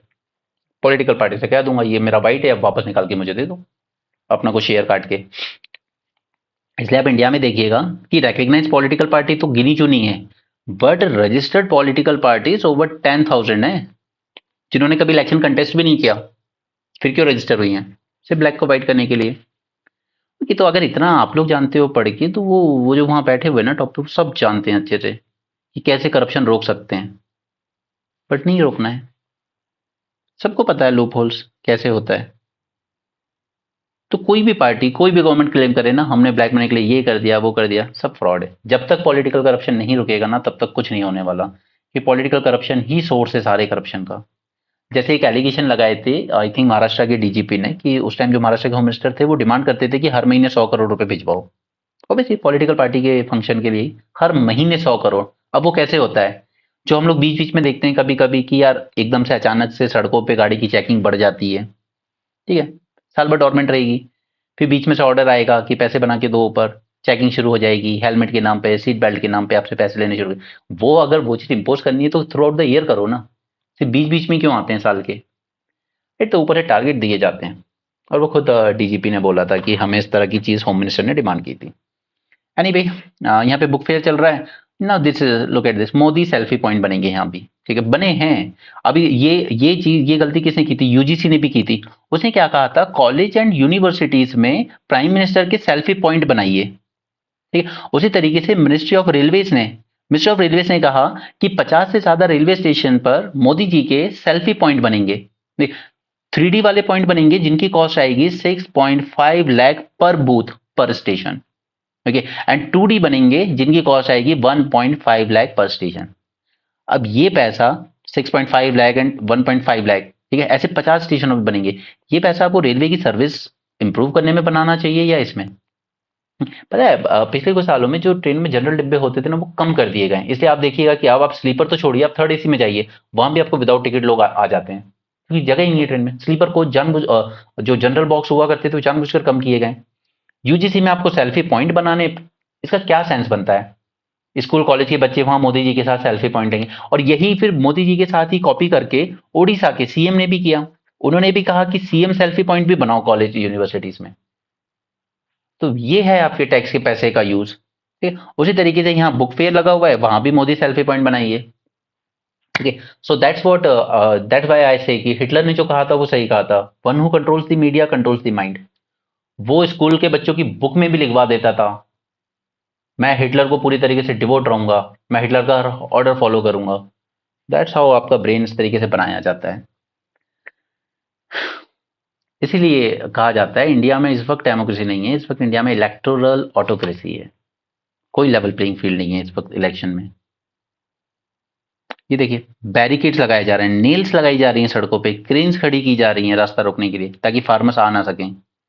ऐसा डेमोक्रेसी में नहीं होता है यार, उन्हें प्रोटेस्ट करने का राइट है, सिर्फ पब्लिक ऑर्डर को डिस्टर्ब किए बिना। वॉइस क्लोनिंग स्कैम चल रहा है, ठीक है। आपके बच्चों की वॉइस वगैरह को क्लोन करके आपको फोन किया जाएगा, आपका बच्चा हमारे पास है, पैसे भिजवाइए, राइट। इस तरीके से काफी पेरेंट्स को ड्यूप किया गया है दिल्ली में। पीएम इन झाबुआ, झाबुआ हमारे मध्य प्रदेश में आता है, यहां पर गए थे, इन्होंने कहा Congress oppose the tribal women as president. Come on यार, एक बात बताइए, आपने अपना कैंडिडेट उतारा, वर्सेस ऑपोजिशन पार्टी को भी एक कैंडिडेट उतारना था, उन्होंने एक कैंडिडेट उतार दिया। अब इसमें ट्राइबल्स को अपोज करने वाली बात कहां से आई। एक डेमोक्रेसी है जहां पर एक इलेक्शन हो रहा है, इलेक्शन में दो लोग खड़े होते ही हैं, कॉन्टेस्ट होता ही है, आपने अपना कैंडिडेट चुन लिया, सामने वालों ने अपना चुन लिया, उन्होंने अपोज कहां कर दिया। तो इस तरह की स्टेटमेंट वो भी directly from the prime minister, ये सिर्फ मिसगाइड करने के लिए आते हैं लोगों को। इसका कोई सेंस नहीं बनता ऐसे स्टेटमेंट्स का। Congress oppose tribal women as president, never. In fact K R Narayanan जो थे, उनको तो वो तो कांग्रेस के टाइम पर ही राष्ट्रपति बने थे, वो भी तो एससी के थे, ये शेड्यूल कास्ट से आते थे वो भी। सो इस तरह के स्टेटमेंट ये ठीक नहीं लगते। एटलीस्ट एक देश के प्रधानमंत्री से इस तरह के स्टेटमेंट बिल्कुल अप्रिशिएट करने वाली बात, क्योंकि इसमें होता ये है कि ये जो फर्स्ट टाइम वोटर्स होते हैं 18 वाले, या जो बच्चे इस वक्त 16 17 18 की एज में, वो यही सच मान लेते हैं और वो अपना एक माइंडसेट बना लेते हैं। फिर आगे चल के उनको गुमराह करने की जरूरत ही नहीं पड़ती, उनके दिमाग में ऑलरेडी बस चुका होता है ये पार्टी देशभक्त है, ये पार्टी देशद्रोही है। और एक डेमोक्रेसी में ये किसी के दिमाग में बिठा देना कि सिर्फ एक यही पार्टी है जो देशभक्त है, बाकी सारी पार्टी देशद्रोही है, ये तो फिर देश के फ्यूचर के लिए सेफ नहीं है। PM Svanidhi, PM Svanidhi scheme street vendors के लिए लाई गई थी। इसमें आपको पहले 10,000 रुपए का लोन दिया जाएगा। अगर आप ये टाइमली पे कर देते हो तो अगला लोन आपको 20,000 का दिया जा सकता है, और अगर आप ये भी टाइमली पे कर देते हो तो अगला लोन आपको 50,000 तक का दिया जाता है। राइट, ये पीएम स्वनिधि थी। इसमें ये कोविड के टाइम लाई गई थी, जब लोगों ने बाहर निकलना बंद कर दिया था, तो ऑब्वियसली बात है स्ट्रीट वेंडर्स ने सबसे ज्यादा सफर किया था। But at the same time कि उस वक्त जब लोग बाहर का खाना बंद कर दिया था कई महीनों तक या ऑलमोस्ट एक साल के लिए, तो ये कैपिटल लोन है ये, ठीक है, इन्वेस्ट कर सकते हो। तो वो इन्वेस्ट करके करेगा क्या उस टाइम? और फिर 50,000 भी चलिए दे दीजिए, 50,000 में कौन सा ठेला लग जाता है आजकल, मुश्किल है। एनीवे, इनका डेटा कहता है कि 60 लाख लोगों ने फर्स्ट टर्म लोन लिया था, 16 लाख ने सेकंड टर्म, एंड थर्ड यानी 50,000 वाला लोन 2 लाख लोगों ने। तो आप इसमें भी देख लीजिए ना, डिक्लाइन भी हुआ है। फर्स्ट टाइम लोगों ने ले लिया, उसके बाद कभी नहीं लिया दोबारा। And 30 almost 14% of all the loans disbursed have been classified as NPA, और ये भी मोस्टली उस टाइम पे एनपीए हुआ जब कोविड चल रहा था। जस्ट 14% लोगों ने एनपीए किया, और कॉर्पोरेट्स कितना एनपीए कर रहे हैं? 14.5 लाख करोड़ रुपए का माफ करवा लेते हैं। तो छोटे से स्ट्रीट वेंडर से लेके एक स्टूडेंट जो लोन लेता है या एक फार्मर जो लोन लेता है 2-4 लाख रुपए का, वो तक चुकाता है। बट कॉर्पोरेट्स क्या कर रहे हैं? इलेक्ट्रल बॉन्ड के थ्रू आप बैक साइड से फंडिंग दे दीजिए थोड़ी सी, और राइट ऑफ करवा लीजिए। मैंने आपको रिलायंस का एग्जाम्पल दिया था, ऑलमोस्ट 50,000 करोड़ का लोन सिर्फ 450 करोड़ चुका के क्लीन कर दिया। चुकाया भी नहीं है, 1-2 साल में देंगे, लेकिन अब उस पर कोई ब्याज भी नहीं लगेगा, फर्दर कोई इंटरेस्ट नहीं लगेगा। उसी तरीके से एक और कंपनी का मैंने आपको बताया था, जहां पे बेटे ने लोन लिया 40,000 करोड़ समथिंग का, उसके बाद फादर ने हार्डली 0.75% देकर उसके पूरे एसेट्स परचेज कर लिए, okay, under insolvency and bankruptcy code. तो ये कौन सा इंसॉल्वेंसी बैंक्रप्सी कोड है जो बैंक का इस लेवल का हेयर कट लेने को बोलता है? 99% से ज्यादा का हेयर कट, सीरियसली। यहाँ लोग 10-50 हजार रुपए तक चुका रहे हैं, और इसकी वसूली फिर वो आप ही लोगों से होती है, ठीक है। वो बैंकों को टारगेट दे दिया जाता है, जो पेनल्टी लगानी है लगाओ, जो करना है करो, ये, और उसके बाद करते रहो। एनीवे यार, आपने से कुछ लोग नाराज हो जाते हैं, गवर्नमेंट के अगेंस्ट बोलते हैं। गवर्नमेंट के अगेंस्ट नहीं, सिर्फ बात क्या सही है क्या गलत है वो मैटर करता है। ओके, नाउ सी सिरोही, यहाँ पर म्युनिसिपल कमिश्नर तक पे रेप के केस हैं कि 15 से 20 लड़कियों के रेप हुए हैं। 8 FIRs हैव बीन रजिस्टर्ड, और ये सब रजिस्टर की गई है जब राजस्थान हाईकोर्ट ने डायरेक्ट किया, उसके पहले तो रजिस्टर भी नहीं की गई है FIR। और ये वो लड़कियां हैं जो आंगनवाड़ी आशा वर्कर में काम करना चाहती थी। 8 FIR has been registered against the chairperson of Sirohi Municipal Corporation and former acting municipal commissioner, okay, for raping 15 to 20 women। ये वो लोग हैं जिन पे जिम्मेदारी होती है कि लॉ एंड ऑर्डर आप मेंटेन करेंगे, और लड़कियों का, बच्चियों का सेक्सुअल हैरेसमेंट नहीं होना चाहिए at the work place, okay. But यहाँ पर आपके म्युनिसिपल कमिश्नर ही उसमें इन्वॉल्व हैं, आपके चेयरपर्सन इन्वॉल्व हैं म्युनिसिपल कमिश्नर के। These 15-20 women, they gone to Sirohi for recruitment in anganwadi jobs. एक तरफ हम कहते हैं कि हमारे यहाँ विमेन का लेबर फोर्स पार्टिसिपेशन बहुत कम है, 24% है जस्ट, ठीक है, इसको हमें बढ़ाना है। ऐसे बढ़ेगा? एक तो वैसे ही वो रेसलर्स का जो वो हुआ था प्रोटेस्ट, उसके बाद से कई पेरेंट्स ने, ये रिपोर्ट थी कि कई पेरेंट्स ने अपनी 14-16 ईयर की जो बच्चियां जो प्रैक्टिस करती थी उनको विड्रॉ कर लिया स्पोर्ट्स से। दूसरी तरफ आशा वर्कर्स के लिए जॉब करने आ रही हैं लड़कियां बाहर, तो उनके साथ ये हो रहा है। और तीसरी तरफ मैंने आपको बताया कि पे की बात आती है, तो इनको पे भी इतना अच्छा मिलता है, 7,000 से 11,000। और ये लोग मोस्टली आते हैं गांव से, ठीक है, वो रहते हैं यहाँ पर रेंट पे ही हैं, तो वो लाइफ इतनी महंगी है कि उससे सैलरी का वो ना निकले। लखनऊ में लड़कियां प्रोटेस्ट करने गई थी इस सैलरी के अगेंस्ट, वो ऐसा ऑपरेटर वर्क करती थी, टेलीफोन ऑपरेटर, वो भी आउटसोर्सिंग के थ्रू, ओके। तो उनको अरेस्ट कर लिया जाता है कि आप सीएम हाउस के सामने कैसे जा रहे हो प्रोटेस्ट करने। और रेप हुए किस तरह से? They were serve food spiked with drugs, okay, and Mewada, that chairperson, Mewada and 10-15 others raped them and recorded the video। और फिर उनसे पैसे भी डिमांड कर रहे हैं, 5 lakh rupees from each of them. ऐसे बढ़ेगा हमारा women labour force participation. To optimise its man power, army outsource की दिस फंड। अब यहाँ पे आर्मी भी वही कर रही है जो गवर्नमेंट करना चाह रही है, ठीक है, कि कुछ सर्विसेज आउटसोर्स कर दो, यानी डायरेक्ट गवर्नमेंट रिक्रूट नहीं करेगी, किसी प्राइवेट कंपनी को लमसम अमाउंट पे कर दो एनुअली, ठीक है, और वही अपनी वर्कफोर्स रिक्रूट करेगी। और वही जो एग्जैक्टली टेलीफोन ऑपरेटर बच्चियों के साथ हुआ ना लखनऊ में, कि आपको डायरेक्ट गवर्नमेंट जॉब नहीं मिल रही है, आप काम गवर्नमेंट की करोगे लेकिन एक प्राइवेट कंपनी के थ्रू, इसे कहते हैं आउटसोर्सिंग ऑफ द जॉब। यहाँ पे आर्मी भी वैसे ही कुछ कर रही है। Preparation for training, professional development courses, security of non sensitive military locations, repair and recovery of store equipment being outsourced by the army at present. Okay. They are being outsourced as part of manpower optimization plan in the army, which aims to sharpen the operational edge of the force. हालांकि कोई भी जो core function है वो outsource नहीं किए जाएंगे, और आउटसोर्स करने का कोई भी डिसीजन होता है तो वो लेंगे, it should be first approved by vice chief of the army. CAPF constable exam पहली बार ये 13 रीजनल लैंग्वेजेस में होने जा रहा है। यहाँ पर आईआईटी भुवनेश्वर ने एक प्लान लॉन्च किया है कि 100 स्टार्टअप किए जाएंगे, हर एक 100 करोड़ का होगा बाय 2036। ठीक है, अल्टीमेटली हमें एंटरप्रेन्योरल इकोसिस्टम इंप्रूव करना है अपने देश का। ठीक है, तो आईआईटी भुवनेश्वर ने एक प्लान रोल किया है 100 क्यूब स्टार्टअप इनिशिएटिव, इसको याद रखिएगा एग्जाम के लिए। 100 cube startup initiative to create at least 100 startup worth 100 crore each by 2036। Alright, आगे चलते हैं।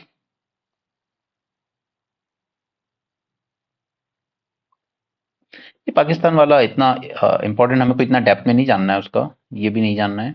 क्लासरूम वर्सेस कोचिंग, अब कोचिंग को लेकर जो गाइडलाइंस आई हैं वो आपको ब्रेनस्टॉर्मिंग में कल दे दी थी मैंने, वहां से याद कर लेना। ठीक है, दोबारा डिस्कस करने में टाइम आपका वेस्ट नहीं करना चाहिए यहाँ पर। एक बार अगर वहां से गाइडलाइन के नोट्स बना लिए तो काफी है।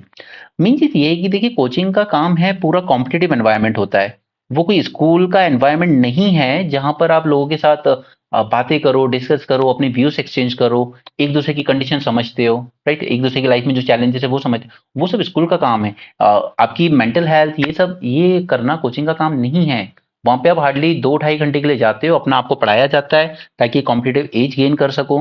और स्कूल से आपको पता होगा कि 11th-12th में कई बच्चे जो होते हैं वो डमी स्कूल ले लेते हैं, डमी स्कूल जहां पर उनको डेली स्कूल ना जाना पड़े, और वो 11th-12th के साथ ही अपनी आईआईटी नीट वगैरह की प्रिपरेशन करते रहते हैं, राइट। तो स्कूल के एनवायरनमेंट से तो आप खुद दूर हो गए, आप कोचिंग की तरफ जा रहे हो। एनीवे चलिए, गाइडलाइंस कोचिंग सेंटर की ऑलरेडी डिस्कस कर ली है, वहां से सेपरेटली देख लेना, 10 मिनट्स का वीडियो होगा। This comes in response to concerns about the welfare of student society specially in Kota and unregulated growth of private coaching industry. Private coaching industry का रेवेन्यू ऑलमोस्ट 6,000 करोड़ है एनुअली, एंड ग्रोथ रेट इसमें 7 to 10% देखा जा रहा है। NEET, JEE, CUET as well as tuition, बच्चे dummy school join कर लेते हैं आफ्टर क्लास 10 ताकि कोचिंग से बेटर पढ़ सकें। Okay, so government need to reconsider its earlier decision to give weightage to board exam result in applying for competitive exams। अब देखिए यही कॉलेज इसको गवर्नमेंट ने देखा, उसने देखा कि स्कूल में बच्चे 10th के बाद स्कूल आना पसंद नहीं करते हैं, तो उन्होंने क्या किया कि आपका जो बोर्ड एग्जाम 12th का जो रिजल्ट होगा ना उसका भी कुछ वेटेज इंक्लूड कर दिया आईआईटी के रिजल्ट में। ठीक है, अराउंड 40% समथिंग इंक्लूड किया था, I am not exactly aware of the fact data. Okay, करीब 40% वेटेज जो होगा आपके आईआईटी सिलेक्शन में जो मार्क्स का, वो आपके 12th बोर्ड का होगा। ठीक, तो इसको रिकंसिडर करने की जरूरत है, क्योंकि बच्चे उतना अच्छा एजुकेशन अगर स्कूल में मिलता तो वो ट्यूशन क्यों जाता, कोचिंग क्यों जाएगा, right. National education policy goes beyond text book and less emphasis on mental health, learning, understanding. It focus on child's inner needs, only a school can develop these concept. ये coaching का काम नहीं है, वही बात को वो रिपीट कर रही है। नेक्स्ट इज बच्चों को काउंसलिंग की जरूरत होती है ताकि पीयर प्रेशर ना बने उन पर कंपटीशन का। Children also suffer from anxiety, सिर्फ सुसाइड के डेटा मत देखिए, अलग से एक एंग्जाइटी क्रिएट होती है। Teenage brain is vulnerable affecting long term personality development. और सुसाइड पे इस बार 2023 में मेंस में क्वेश्चन भी आया हुआ है सुसाइड पे। Okay, they need nurturing, they need supportive, sometimes challenging but always caring. Highly competitive environment which has reduced learning to the tuition shops, thus affecting emotional stability and well-being of our children. True education is value imparting and goal setting। ठीक है, true education का मतलब सिर्फ नाम numbers score करना नहीं होता है। They interact with peers and arrange space and objects to bring their stories to life. We need to engage, discuss, clarify and care for the aspiration of our young students go to school to become purposeful, reflective and responsible। Uttarakhand UCC के हमने सिर्फ कुछ points देख लिए थे, but main focus सबका जितने भी आर्टिकल आ रहे हैं ना वो सब मोस्टली लिव इन रिलेशनशिप को लेकर ही आ रहे हैं, कि प्राइवेसी सीक्रेसी इंसान का नॉर्म है, उसका राइट है। ठीक है, स्टेट गवर्नमेंट उसको कह रही है कि रजिस्टर करो नहीं तो सजा होगी, ये तो आप प्राइवेट डोमेन में एंटर कर रहे हो। ये इंतरिम बजट पे हम ऑलरेडी बात कर चुके हैं, वैसे भी ये सुशील कुमार मोदी ने लिखा है, जो कि डिप्टी सीएम है बिहार के, तो हमें इस तरह के पॉलिटिकल स्टेटमेंट पढ़ने की जरूरत नहीं है। Securing the sea lanes, now think about this, ये है इंडिया की कोस्ट लाइन, राइट, ईरान और फिर यहाँ पे पूरा वेस्ट एशिया, यहाँ पे अफ्रीकन कोस्ट, इधर आपका इंडोनेशिया वगैरह, ठीक। ये पूरा कहलाता है Indian ocean region. This is bay of Bengal, this is Arabian sea, और बाकी नीचे का ब्लू वाटर नेवी जिसको हम कहते हैं, इंडियन ओशन रीजन, ठीक है। अब इंडिया क्या करता है कि हमारे नेवल जो वगैरह है, ठीक है, वो हम लोग इसी एरिया में ज्यादा एक्टिव रहने की कोशिश करते हैं। बट एक तरफ आप बात कर रहे हो कि हम वर्ल्ड की थर्ड लार्जेस्ट इकोनॉमी बन जाएंगे बहुत जल्द, वर्ल्ड की थर्ड लार्जेस्ट आर्मी हमारे पास है, राइट। तो क्या आपका दायित्व नहीं बनता कि यहाँ पर सिर्फ यूएस यूके ही क्यों हाउदी रेबल से लड़ रहे हैं, ठीक है, वही क्यों फाइट कर रहे हैं? ट्रेड तो हमारा भी अफेक्ट हो रहा है ना, हम लोग क्रूड ऑयल इंपोर्ट करते हैं यहाँ से, तब उस पर कोई अटैक नहीं होता। उसको रिफाइन करके जब petrol diesel aviation turbine fuel वापस भेजते हैं यूरोप की तरफ, तब उस पर अटैक हो जाता है, ठीक है। शिपिंग कॉस्ट बढ़ गई है, इंश्योरेंस कॉस्ट बढ़ गई है, सब कुछ बढ़ गया है। उसके बाद भी उसके बाद भी फिर इंडियन इंडियन नेवी कभी इस पे सीरियसली एक्ट करने की कोशिश क्यों नहीं करती है? हमेशा यूएस पर ही ग्लोबल पुलिसिंग का नॉर्म क्यों है? आप थर्ड लार्जेस्ट इकोनॉमी बनने वाले हो, आप थर्ड लार्जेस्ट आर्मी हो, राइट। चाइना की अगर बात करें, उसने जिबूती पे अपना बेस बनाया हुआ है, ठीक है, अपने ट्रेड को सेफगार्ड करने के लिए। उसके बाद म्यांमार का मैंने आपके साथ डिस्कस किया था, चाइना म्यांमार कॉरिडोर, उसने म्यांमार के थ्रू बे ऑफ बंगाल में एंटर कर रहा है, ओके। और बे ऑफ बंगाल में आना यानी कि यहाँ पे है हमारा अंडमान सी, ठीक है, यहाँ से है सबांग पोर्ट, इंडोनेशिया का ये सबांग पोर्ट है, ये हमारा अंडमान निकोबार आइलैंड है, ठीक है। और ये जो बीच में पूरा स्टेट ऑफ मलाक्का जाता है, दिस वन, यही चोक पॉइंट है चाइना के लिए सबसे बड़ा। तो चाइना क्या कर रहा है, वो एक ऑल्टरनेट यहाँ से डेवलप कर रहा है बे ऑफ बंगाल से। यानी कि बे ऑफ बंगाल पे क्योक्पी पोर्ट बताया था मैंने आपको उसी ब्रेनस्टॉर्मिंग सेशन में, यहाँ पे अगर नेवल शिप हुई तो हम अंडमान निकोबार में, ठीक है, नीचे यहाँ पर इंडोनेशिया है, राइट। तो हम सोचते थे कि इसको चोक कर देंगे, चाइना को नुकसान होगा, पर वो तो ऊपर से भी आ जाएगा आपके पास अब, ये म्यांमार के थ्रू। तो वो हमें हर तरफ से एनसर्कल करने की कोशिश कर रहा है। अब इसमें हमारे पास सबसे इंपॉर्टेंट चीज हो जाती है एयरक्राफ्ट कैरियर, बहुत बड़े लेवल पे होते हैं, ठीक है। इसमें आप करीब करीब 50 60 70 फाइटर प्लेन्स पे रख सकते हो।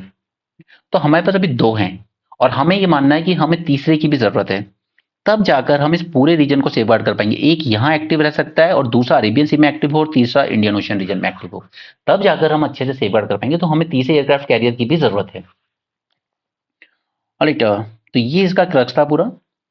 Defense Acquisition Council has approved in principle the need for third aircraft carrier. So yes, there is need. Now shipping companies are reluctant to use the Red Sea and Suez Canal. Insurance rate for cargo have skyrocketed, making both import as well as export costlier owing to the indiscriminate attacks on merchant shipping by Houthi operating from Yemen. The safety of sea land is a general public good. ये public good है, यहाँ से सभी की ships निकलते हैं। तो फिर हमें ज्वाइन करना चाहिए था यूएसए का ऑपरेशन प्रॉस्पेरिटी गार्जियन, क्योंकि हमारा भी तो ट्रेड अफेक्ट हो रहा है ना। तो इंडिया ने ऐसा कुछ नहीं किया, हमने एक डिफेंसिव पोस्चर अपनाया, ठीक है। नेवल शिप पे कभी कभी हम बस एंटी पायरेसी ऑपरेशन के अगेंस्ट थोड़ी सी पेट्रोलिंग कर लेते हैं, या वहां पे शिप्स को छुड़ाने में मदद करते हैं। Alright, now our two existing aircraft carriers, can you tell me the name of two aircraft carriers of India जो अभी हमारे पास हैं? अगर बता सकते हो तो do mention in the comment section. They are built to win naval battles by conferring air dominance over the ocean. Only US and increasingly the Chinese have aircraft carriers that can project power and influence political decision ashore by operating near troublesome shore. Aircraft carrier औरों के पास भी है, obviously UK के पास है, France के पास है, सबके पास है, ठीक। लेकिन सिर्फ यूएस और चाइना के पास, चाइना है जो एयरक्राफ्ट कैरियर्स को सामने वाली कंट्री को डराने के लिए यूज कर सकता है उनकी खुद की टेरिटरी के पास जाकर। यानी कि जैसे अभी अगर आप गाजा वाला सीन देखेंगे ना, ये गाजा था, देखिए ये पूरा इसराइल वगैरह जो भी था, ऊपर लेबनान था, हमने देखा था लेबनान, वहां पे कौन एक्टिव था? Hezbollah supported by Iran. तो हिजबुल्ला भी एक्टिव हो सकता था ना इस पे अटैक करने के लिए, अटैक कर सकता था ना, ईरान का सपोर्ट था पूरा। क्यों नहीं हुआ? क्योंकि यूएसए ने गाजा के पास अपना एयरक्राफ्ट कैरियर लाके खड़ा कर दिया था, यूएसए ने। इस वजह से हिजबुल्ला की उतनी हिम्मत नहीं हुई कि वो इसराइल को दूसरे सेकंड फ्रंट वॉर पे बुला सके, ठीक है, दूसरा फ्रंट ओपन कर सके वॉर पे। American career USS Gerald Ford of Lebanon while the Israelis were attacking Gaza, and this kept Hezbollah from interfering and at the same time deterred Tehran, who जिसकी मदद से हिजबुल्ला ऑपरेट करता है, ठीक है। तो ये एग्जाम्पल है कि एयरक्राफ्ट कैरियर क्यों इतने ज्यादा इंपॉर्टेंट है। अब हमारे एक्सटर्नल अफेयर गए मिनिस्टर एस जयशंकर गए थे ईरान, ठीक है, वहां पर बात की तेहरान से, और उसका मोटिव यही था कि हाउदीज को आप रिस्ट्रेन करें, इंडिया से आपका कोई पंगा नहीं है, ठीक है, आप हाउदी रेबल्स को थोड़ा रिस्ट्रेन करके रखें। बट उसके बाद भी हाउदी रेबल्स इंडिया का जो एक्सपोर्ट जा रहा है यूरोप की तरफ, उस पर अटैक करते रहे, ठीक। हमारी इंडस्ट्रीज ने भी कंसर्न रेज किया कि नेवी की प्रेजेंस बढ़ाइए वहां, नहीं तो फिर हमें पूरा घूम के जाना पड़ेगा साउथ अफ्रीकन कोस्ट से। अब ये राइटर बहुत अच्छी बात बोल रहा है कि आप ईरान मिलने गए वो ठीक है, बट सोचिए कि आप इस टाइम गल्फ ऑफ एडन, ये वाली जहां पर हाउथी रेबल्स एक्टिव हैं, अगर आप इस टाइम गल्फ के पास अपना एक एयरक्राफ्ट कैरियर स्टेशन करके जाते, ठीक है, यानी कि जैसे पुराने जमाने में नहीं होता था जब ये मुगल्स एंड दिल्ली सल्तनत अटैक करते थे राजपूत स्टेट्स पर, तो वो सेना लेके जाते थे, पूरी बाहर खड़ी करते थे उसको, फिर बात करने आते थे आपके पास किले में कि बताइए आप हमारे अधीन रहने को तैयार हैं, नहीं तो सेना भी खड़ी है पास में। वैसा ही एटीट्यूड यहां रखना था कि हमारा aircraft carrier gulf of Aiden के पास होना था। अब अगर हमारे कमर्शियल वेसल पर अटैक किया तो फिर हम थोड़ा मैसिव रिटेलिएशन करेंगे यूएसए और यूके की तरह, ठीक है, लेकिन हम लोगों ने ये नहीं किया। ये वही होता है कि प्यार मोहब्बत से मिल रहे हैं बट पीछे पावर भी, हार्ड पावर भी तैयार है, तो ये चीज हमने नहीं की। Now consider how much more effective the external affair minister trip to Tehran would have been if simultaneously a large Indian aircraft carrier was operating off Gulf of Aden. Okay, the use of navies as instrument of state policy, ये हमें करना चाहिए था। Bye 2047 हम third most powerful nation बन जाएंगे and will be expected to maintain the world order and the public good. 2047 तक हमारी जीडीपी हो सकती है 30 ट्रिलियन की। अगर हम ये भी मान लें कि हम अपने डिफेंस का 2% इन्वेस्ट करते हैं यहाँ पर, तो भी हमारा इन्वेस्टमेंट होगा करीब करीब $600 बिलियन का डिफेंस पर, ठीक है, जो कि यूएस का आज का एक्सपेंडिचर है। आज यूएस $600 बिलियन इन्वेस्ट करता है, ठीक है, और ऑब्वियसली बात है आर्मी का शेयर सबसे ज्यादा होगा इसमें, 60% अभी भी सबसे ज्यादा है। बट क्या आप सोच सकते हैं कि 6 लाख सोल्जर सिर्फ माउंटेन को ही सेफ गार्ड करेंगे, हिमालयन रीजन, एलएसी एलओसी को ही, ठीक है, ऐसा तो नहीं हो सकता ना। 6 लाख आप सिर्फ हिमालयन रीजन की प्रोटेक्शन में लगा देंगे, तो आपको कहीं ना कहीं अपना पूरा जो रीजन है इंडियन इन्फ्लुएंस का, उसको सेफ गार्ड करने की जरूरत है। The world's third most powerful nation will be a regional power guaranteeing the safety of small nations in the Indian Ocean and South Asia. अगर हमने गल्फ ऑफ एडन पर Indian navy के through strict action लिया होता, strong posturing की होती, तो पूरे रीजन की जो अफ्रीकन कोस्ट पे जितनी भी कंट्रीज हैं, तंजानिया हो, इस तरह की हो, या यूरोप से जो छोटी छोटी कंट्रीज ट्रेड कर रही हैं एशिया की तरफ, उनको भी भरोसा होता कि इंडियन नेवी है वहां, ठीक है, हमारे कमर्शियल वेसल को नुकसान नहीं होगा। पीएलए नेवी को देखिए चाइना की, it just commission the third carrier of 80,000 tons with 3 electromagnetic catapults. Beijing is angling for a direct land route to Bay of Bengal through Myanmar and taking advantage of the insurgency there. ये मैंने आपको brainstorming समझा दिया है कैसे China इस insurgency को अपने लिए यूज कर रहा है, ठीक है। ये वही ट्रम्प का स्टेटमेंट है। Trump says want NATO allies pay up और will tell Russia to do whatever it wants. इस तरह की लैंग्वेज यूज करते हैं ये। रशिया लॉन्चेस 45 ड्रोन्स, ठीक है, ड्रोन्स का यूज हम आप देख ही चुके हैं पहले, एग्रीकल्चर से लेके तो आर्मी तक। नजूल लैंड क्या होते हैं? देखिए वो लैंड होते हैं जो होते तो एग्जैक्टली गवर्नमेंट के हैं, ठीक है, लेकिन गवर्नमेंट इनको डायरेक्टली एडमिनिस्टर नहीं करती, ये लीज पे दे देती किसी को, ओके, ये होते हैं नजूल लैंड। तो वैसी बात है अगर लीज पे दी है तो वो कभी ले भी सकती है वापस। और वही मैटर था ये हल्द्वानी जो वायलेंस हुआ है उत्तराखंड में, कि जब वो लैंड जो गवर्नमेंट का था उस पर एक तो इन लोगों ने इलीगल स्ट्रक्चर्स बना लिए, उसके बाद जब वो वापस लेने की बात की, कोर्ट में केस गया, कोर्ट ने भी जजमेंट दे दिया कि हाँ हटा सकते हो, तो इन लोगों ने अगली अपील लगा दी कोर्ट में और कहा कि नहीं नहीं, जब तक वो अपील फाइनल नहीं हो जाती जब तक आप एक्शन नहीं लेंगे। बट यहाँ पे म्यूनसिपैलिटी ने एक्शन ले लिया, ठीक है, तो ये सारा वायलेंस इस तरीके से इरप्ट हुआ। उत्तराखंड हल्द्वानी डिस्ट्रिक्ट के डिमोलिशन ड्राइव हुआ था साइट ऑफ मॉस्क एंड मदरसा, जो कि नजूल लैंड पे बनी हुई थी। नजूल land owned by government but most often not directly administered as a state property. It allows such land to any entity on lease for fixed period of 15 or 99 years. Okay? आप approach कर सकते हो renew करने के लिए, but वो फिर government की मर्जी है कि वो उस लीज को रिन्यू करेगी या कैंसिल करेगी। ओके, नेक्स्ट इज अभी पाकिस्तान का इशू है कि दिल्ली बात करे तो करे किससे, आर्मी से करे या वहां की गवर्नमेंट से करे, किससे करे। ई गेमिंग की बात करते हैं। ई गेमिंग के लिए अभी तक कोशिश की गई थी कि सेल्फ रेगुलेशन आप लोग ही कर लीजिए इंडस्ट्री का, ताकि गवर्नमेंट को ना करना पड़े, बट उससे बात बन नहीं रही है। Government will act as a regulator now for online gaming sector rather than industry led self regulatory organisation, क्योंकि सेल्फ रेगुलेशन से बात नहीं बनी, ठीक है, तो गवर्नमेंट करेगी, लेकिन गवर्नमेंट सिर्फ उन गेमिंग एप्स को वो करेगी, पहले तो आपको सर्टिफिकेट लेना होगा, सिर्फ उन एप्स को रेगुलेट करेगी जहां पर मनी इन्वॉल्व है। Online games which do not involve real money does not require any regulatory note. ये पेटीएम का इशू हम लोग ऑलरेडी मेंस 450+ में देख चुके हैं, क्या इशू था इसका, पूरा पेमेंट बैंकिंग सिस्टम ही देख लिया था हमने वहां पर। इसको याद रखिएगा, अंडर प्रेस नोट 3 इस तरह के टर्म्स आपको यूपीएससी प्रीलिम्स में पूछ लेता है। government had made it prior approval mandatory for foreign investment in any sector from countries that share land border with India। ठीक है, अब हमारी जिन जिन के साथ लैंड बॉर्डर लगती है, पाकिस्तान, नेपाल, भूटान, चाइना, म्यांमार और बांग्लादेश, इनके साथ हमारी लैंड बॉर्डर लगती है, राइट। तो इनसे जो भी फॉरेन इन्वेस्टमेंट आएगी उसको पहले गवर्नमेंट का अप्रूवल लेना होगा। ये था प्रेस नोट 3। और क्यों किया गया? ताकि ऐसा ना हो यार कि चाइना की कंपनीज हमारी इंडियन कंपनीज को खरीदते जा रही हैं। देखिए, उस तरह की चीज नहीं होनी चाहिए कि आप हमारी इंडिया की जो भी कंपनीज है उनमें चाइना वाले फॉरेन एफडीआई के नाम पर बहुत सारा इन्वेस्टमेंट करते जाएं, ठीक है, करते जाएं और हमारी जो इंडियन कंपनीज है उनको एक्वायर कर लें। ओके, तो इस तरह की चीजों को रोकने के लिए हम लोगों ने ये किया था ना। यहाँ पर आर्टिफिशियल इंटेलिजेंस का यूज कर रही है एफएमसीजी कंपनीज। ये कैसे कर रही हैं? एफएमसीजी कंपनी, ये जो आपके कंज्यूमर प्रोडक्ट्स वगैरह सेल करती है। अब इस क्वेश्चन में आप जब भी आंसर लिखेंगे ना इस तरह आर्टिफिशियल इंटेलिजेंस इस तरह की चीजें जरूर मेंशन कीजिएगा आंसर में, तभी वो बात निकल के आएगी कि कैसे आप रियल लाइफ एग्जांपल्स रिलेट कर पाते हो। सिर्फ ऐसा नहीं कि हवाबाजी कर रहे हो, एआई से हम ये कर सकते हैं वो कर सकते हैं, नहीं, आप एग्जांपल दीजिए ना। उसी तरह कोलकाता बेस्ड एक आईटीसी कंपनी, उसने कितना अच्छा किया है। आप स्कैन कोड की क्यूआर को स्कैन कीजिए, ओके, और सपोज आपने कोई मिल्क या घी खरीदा है वहां से, तो आपको प्रॉपर एक वर्चुअल टूर दिखेगा डेयरी फार्म का कि यहाँ पे गाय किस तरह से मेंटेन की जाती है, किस तरीके से घी बनाया गया, पूरा प्रोसेस दिखाया जाएगा, हाइजीन मेंटेन किया गया है या नहीं, कोई केमिकल्स का यूज तो नहीं किया है। आपको पूरा ऐसा लगेगा जैसे आपने लाइव अपने सामने बनते हुए देखा है वो घी। तो ये क्या इंश्योर करेगा? आपका ट्रस्ट, आपकी quality.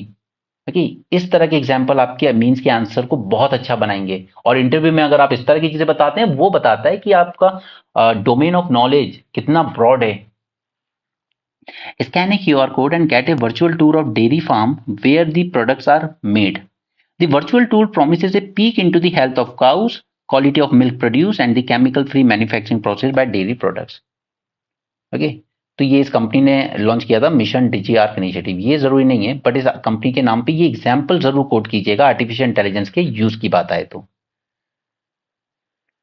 Okay, so that's it for this session and again repeating, do join the mains 450 plus and brainstorming session, क्योंकि ये आपकी प्रिपरेशन को बहुत ईजी बना देंगे। ओके, ये आपको रियलाइज होगा जब आप मेंस अपीयर करोगे और आपका एग्जाम एकदम सर पे होगा कि आपको कुछ भी रटना नहीं पड़ रहा है, कोई फालतू की मैगजीन से भर भर की इतनी बल्कि मैगजीन रेफर नहीं करनी पड़ रही है। आपने खुद अपने ब्रेन को उस तरीके से ट्रेन किया है कि आप अपना एग्जाम बहुत अच्छे से हैंडल कर पाओगे वहां। Right, so that's it for this session. Thanks for joining, have a great day and keep learning.